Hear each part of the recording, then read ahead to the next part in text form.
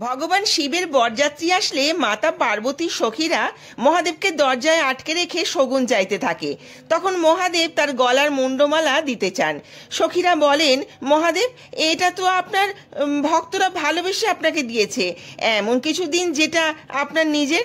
তখন মহাদেব তার গলা থেকে বাসুকীনাথকে হাতে নিয়ে দিতে গেলে সাপ দেখে সকল সখীরা ভয় পেয়ে যান।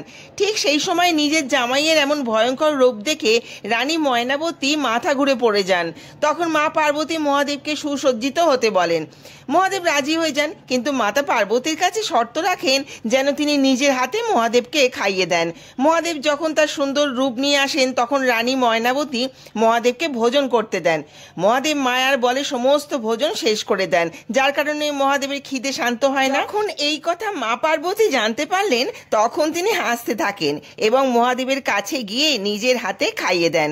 তখন মহাদেবের খিদে শান্ত হয়।